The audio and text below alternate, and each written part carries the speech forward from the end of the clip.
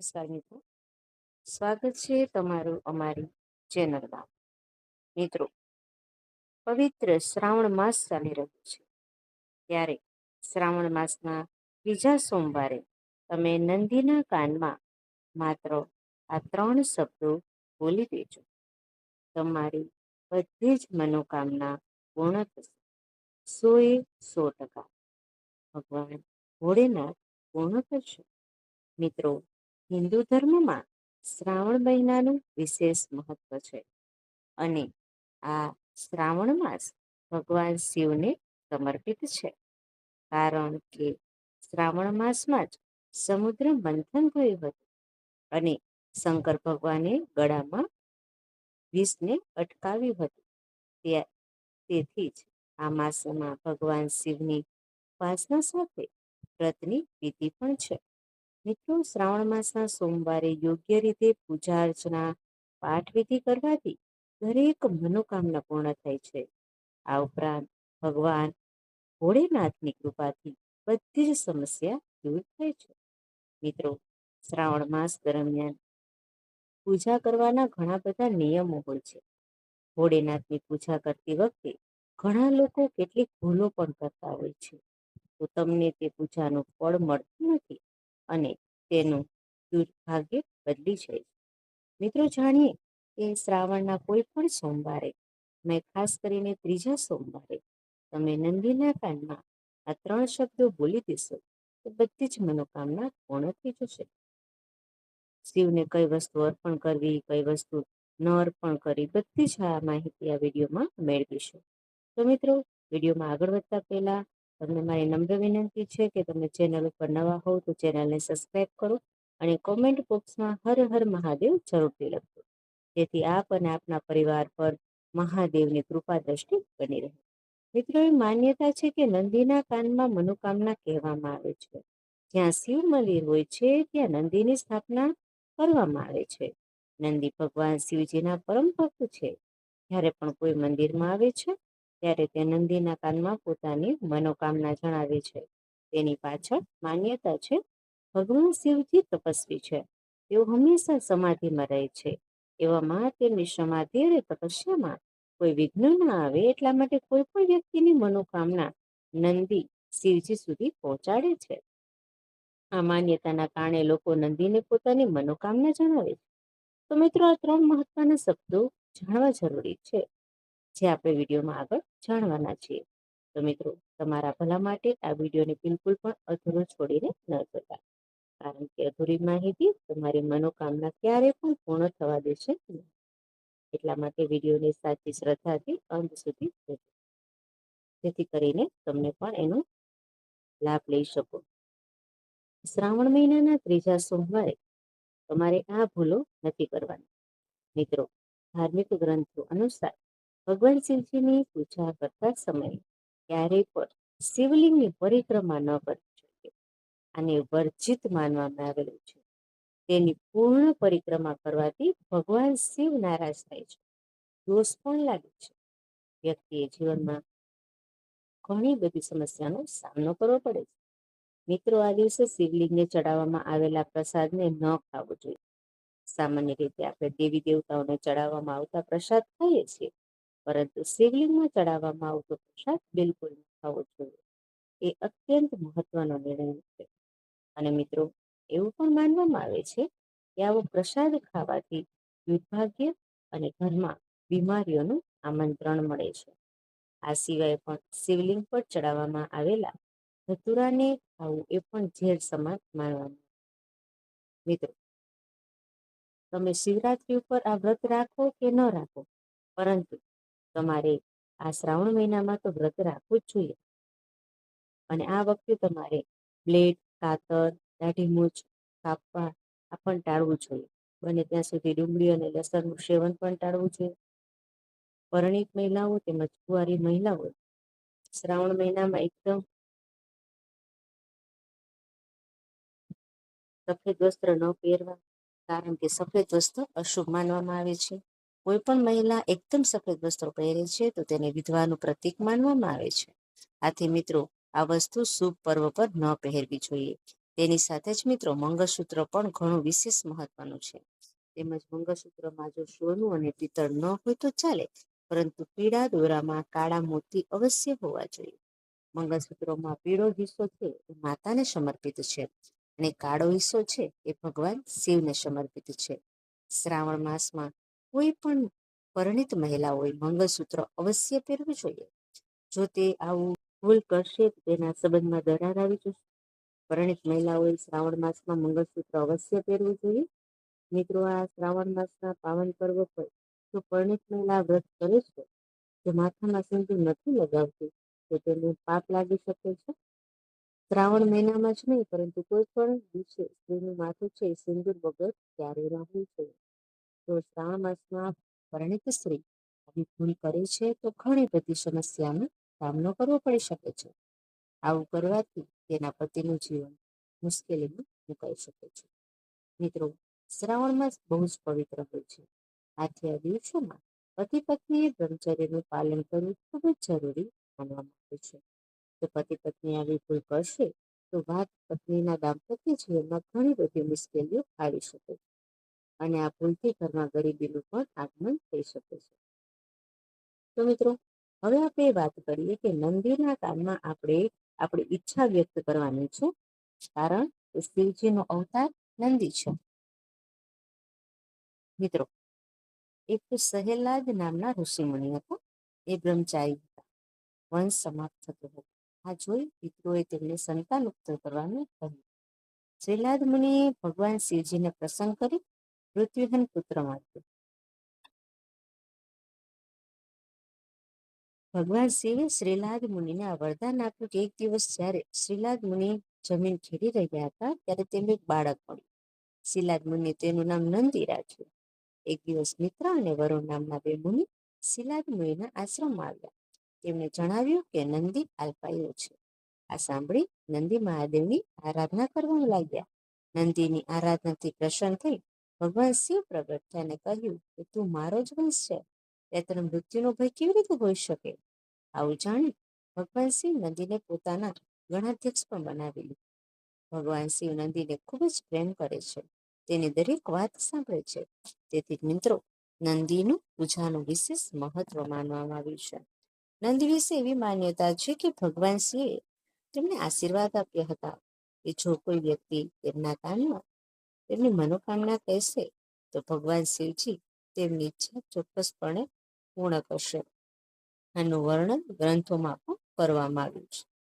મિત્રો, પૌરાણિક ગ્રંથો અનુસાર ભગવાન શિવજી મોટા ભાગનો સમય ધ્યાનમાં લીન રહે છે.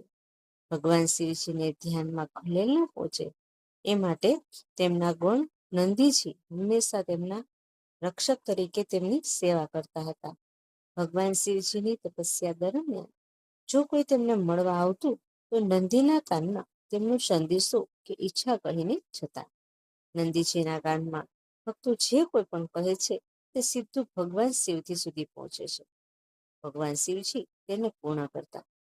મિત્રો, એવું પણ માનવામાં આવે છે કે આ કારણોસર આજે પણ ભક્તો પોતાની ઈચ્છાઓ પૂર્ણ કરવા માટે નંદીજીના કાનમાં પોતાની ઈચ્છાઓ ફૂંકે છે.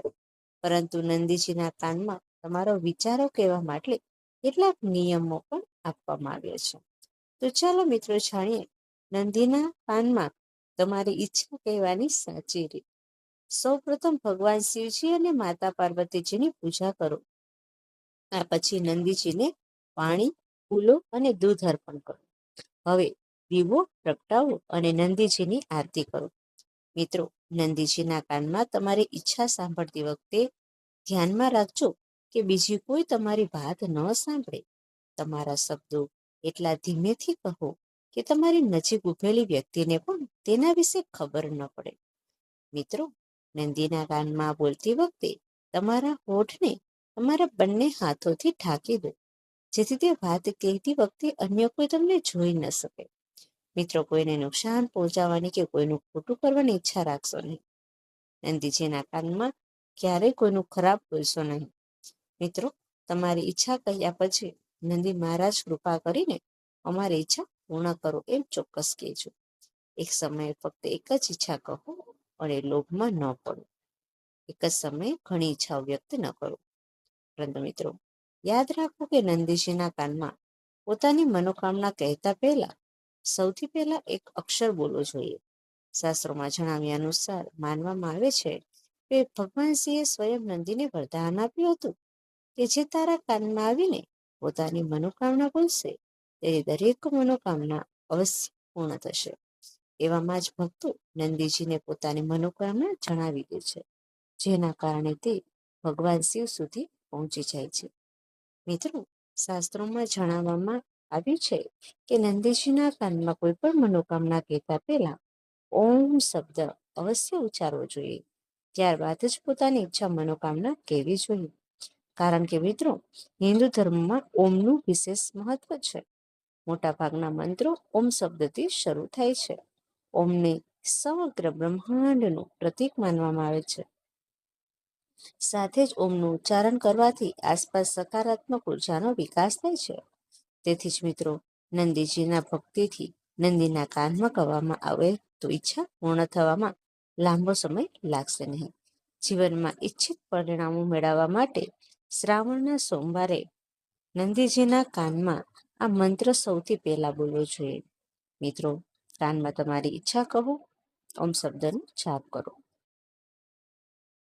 અને જો તમે ઓમ શબ્દનો જાપ કરશો તો તેનાથી શિવજી છે એ જલ્દીથી પ્રસન્ન થઈ જશે. મિત્રો, આ મંત્ર છે શ્રી શિવાય નમસ્તુભ્યમ. મિત્રો, હવે ત્રીજા શબ્દ વિશે જાણીએ. આ મંત્ર પણ ખૂબ જ સરળ છે. તમે શ્રાવણના સોમવારે શિવ મંદિરમાં જાઓ તો સૌપ્રથમ નંદીને પ્રણામ કરી એના કાનમાં જે કાંઈ ઈચ્છા મનોકામના છે તે કહો. એ જાણ્યા બાદ મંત્રને બોલી દેવાનો છે. મિત્રો, આ મંત્ર આ છે ઓમ નમઃ શિવાય. મિત્રો, આ 3 શબ્દો કે મંત્રો નંદીજીના કાનમાં કહ્યા પછી તમારે મનોકામના નંદી મહારાજને જણાવવાની છે. તમે આ 3 મંત્રો અથવા તો તેમાંથી કોઈ પણ એક મંત્ર પણ બોલી શકો છો. એમાં કોઈ મુશ્કેલી નથી. પરંતુ યાદ રાખો, તમારે આ 3 શબ્દો કે મંત્રોમાંથી કોઈ પણ એક શબ્દ કે મંત્ર અવશ્ય બોલવાનો છે. તમને સરળ લાગે અથવા તો યાદ રહી શકે તેવો મંત્રોચ્ચાર કર્યા પછી તમે નંદી મહારાજને તમારી મનોકામના જણાવી શકો છો. અને ખરેખર 100% તમારી મનોકામના છે એ જલ્દી પૂરી થાય છે. શ્રાવણના ત્રીજા સોમવારે એટલે કે શ્રાવણ મહિનામાં કઈ કઈ વસ્તુઓ શિવલિંગ પર ભૂલથી ન ચડાવી એના વિશે આપણે વાત કરી લઈએ. સાથે જ એક વિશેષ ઉપાય પણ તમને જણાવી દઉં છું. આ વિડીયોને તમે બિલકુલ સ્કીપ ન કરતા. ભગવાન શિવને બીલીપત્ર ખૂબ જ પ્રિય છે. મિત્રો, શ્રાવણના ત્રીજા સોમવારે કોઈ પણ ભક્ત શિવલિંગ પર બીલીપત્ર ચડાવે છે અથવા તો ભોળેનાથને તેમની મનોકામના કહે છે તો તે પૂર્ણ થાય છે. બીલીપત્ર અર્પણ કરતી વખતે એ વાતનું પણ ધ્યાન રાખજો કે શિવલિંગ પર ક્યારેય ફાટેલું તૂટેલું બીલીપત્ર ન જોઈએ. એનાથી ભગવાન શિવજી તમારી ઉપર નારાજ થઈ શકે છે. તેથી શિવલિંગ પર અખંડ 3 પાંદડાવાળા બીલીપત્ર ચડાવો. આમ કરવાથી તમારી જે કાંઈ ઈચ્છા હશે એ જલ્દી પૂર્ણ થઈ જશે. મિત્રો, લાલ કપડાં હનુમાનજી સાથે જન સંબંધિત માનવામાં આવે છે. પરંતુ ભગવાન શિવજીની પૂજામાં લાલ રંગના ફૂલ કે સિંદૂર ચડાવવામાં આવતું નથી. ભગવાન ભોળેનાથને સફેદ રંગ પસંદ છે. એટલા માટે ધ્યાન રાખો કે શ્રાવણના સોમવારે ભગવાન શિવની પૂજામાં લાલ રંગના કપડાનો ઉપયોગ ન કરવો. અન્યથા તમારે અશુભ પરિણામોનો સામનો કરવો પડી શકે છે. શિવલિંગ પર દૂધ ચડાવતી વખતે એવી પણ પરંપરા ચાલે છે, એવું પણ માનવામાં આવે છે કે જ્યારે ભગવાન શિવજીને હળહાર પીધું ત્યારે દેવી દેવતાઓ તેમને ઝેરથી ગરમીથી ઠંડુ કરવા માટે દૂધ આપ્યું હતું. એ દૂધથી સ્નાન કરાવવામાં પણ આવ્યા હતા. ત્યારથી શિવલિંગ પર દૂધ ચડાવવાની પરંપરા પણ સ્થાપિત થઈ ગઈ છે. પરંતુ ઉકાળેલું દૂધ કે દૂધમાં પાણી ભેળવી શિવલિંગને ક્યારેય અર્પણ ન કરવું જોઈએ. તેમજ ક્યારેય શિવલિંગને પેકેટ દૂધ ન ચડાવવું જોઈએ. મિત્રો, હિન્દુ ધર્મમાં તુલસીના છોડને પણ પવિત્ર માનવામાં આવે છે અને પૂજા વિધિમાં તુલસીના પાનની પરંપરા છે. ભગવાન વિષ્ણુ, ભગવાન કૃષ્ણ અને હનુમાનજીની પૂજા તુલસી દળ વિના પૂર્ણ માનવામાં નથી આવતી. પરંતુ દેવી ગુણધર્મોવાળા તેમના પાંદડાઓથી વંચિત કર્યા છે. તેથી ભગવાન શિવને તુલસી દળ ચડાવવામાં આવતું નથી. મિત્રો, શિવલિંગ પર કેતકીનું ફૂલ ચડાવવાનું વર્જિત માનવામાં આવે છે. શિવપુરાણની કથા અનુસાર કેતકીના ફૂલો બ્રહ્માજીને તેમના જુઠાડામાં સાથ આપ્યો હતો. તેથી ભગવાન શિવજીની પૂજામાં તુલસી દળનો ઉપયોગ વર્જિત માનવામાં આવે છે. પૌરાણિક માન્યતા અનુસાર ભગવાન શિવે તુલસીના પતિ જલંધર રાક્ષસનો વધ કર્યો હતો. તેથી તેણે પોતે ભગવાન શિવને અલૌકિક અને તેનાથી નારાજ થઈને ભગવાન ભોલેનાથને કેતકી ફૂલનો શ્રાપ આપ્યો ને કહ્યું કે કેતકી ફૂલ ક્યારેય શિવલિંગ પર ચડાવવામાં આવશે નહીં. આ શ્રાપને કારણે શિવજીને કેતકીનું ફૂલ ચડાવવું અશુભ માનવામાં આવે છે. ભગવાન શિવને ક્યારેય હળદર પણ ન ચડાવવી જોઈએ, કારણ કે હળદરને સ્ત્રીઓ સાથે સંબંધિત માનવામાં આવે છે અને શિવલિંગ પુરુષ તત્વ પ્રતીક છે.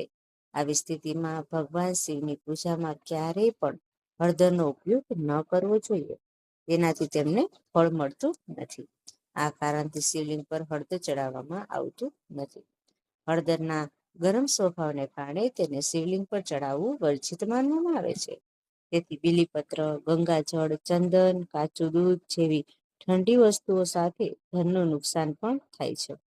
સોમવારે આ ઉપાય કરવા માટે સૌથી પહેલા તમારે 5 લીલી એલચી લેવાની છે, જે ક્યાંયથી પણ તૂટેલી ન હોવી જોઈએ. ત્યારબાદ એક માટીનું દીવું લેવાનું છે. હવે આ દીવાની અંદર 5 ઇલાયચી મૂકી દેવાની છે અને આખા લવિંગ 5 નાખી દેવાના છે. તેની ઉપર તમારે થોડું દેશી ઘી નાખી દેવાનું છે. જો દેશી ઘી ન હોય તો કોઈ વાંધો નહીં. તેની ઉપર કપૂરના 2 ટુકડા રાખી દેવાના છે. મિત્રો, હવે તમે ઘરના મંદિર સામે બેસી જાઓ. સૌથી પહેલા ભગવાન ગણેશજીનું ધ્યાન ધરો. ત્યારબાદ પૂજનીય ભગવાન શ્રી ગણેશજી અને તેમની પૂજા સૌથી પહેલા કરવામાં આવશે. હવે ભગવાને ગણેશને પ્રાર્થના કરું, જો મારા પર તમારી કૃપા હશે તો મારા જીવનમાં તમામ દુઃખ અને સમસ્યાઓ દૂર થઈ જશે. દરેક વિઘ્નનો તમે દૂર કરજો. તમે વિઘ્નહર્તા દેવ છો. હવે પ્રાર્થના કર્યા પછી તમને ઘરના મંદિરમાં આ 5 લીલી ઇલાયચી, 5 લવિંગ બાળી ધૂપ કરી નાખો. માતા લક્ષ્મીનું પૂજન કરો. ભગવાન ગણેશની પૂજા કરો. મહાદેવ અને દેવી પાર્વતીનું ધ્યાન કરો. તમારા ઘરમાં એલચી અને લવિંગનો ધુમાડો યોગ્ય રીતે કરવો જોઈએ. આ ઉપાય કરવાથી તમારી બધી જ મનોકામના પૂર્ણ થશે. બુધવારનો ભગવાન ગણેશજીને પ્રિય છે. આ દિવસે માતા પાર્વતી અને ભગવાન મહાદેવ પૃથ્વી પર આવે છે અને તેમના ભક્તોની મનોકામના પૂર્ણ કરે છે. ભગવાન ગણેશ તમને આશીર્વાદ આપે છે. તેથી જ શ્રાવણ માસના 3જા સોમવારે આ ઉપાય જરૂર કરો. મિત્રો, તમને બધાને શ્રાવણ માસની ખૂબ ખૂબ શુભેચ્છાઓ. તો આજે આપણા વિડીયો પૂર્ણ કરીએ. મને આશા છે કે તમને જે માહિતી આપી છે ખૂબ ગમી હશે. જો મિત્રો તમને માહિતી ગમી હોય તો પ્લીઝ વિડીયોને લાઈક કરો, ચેનલને સબસ્ક્રાઈબ કરજો.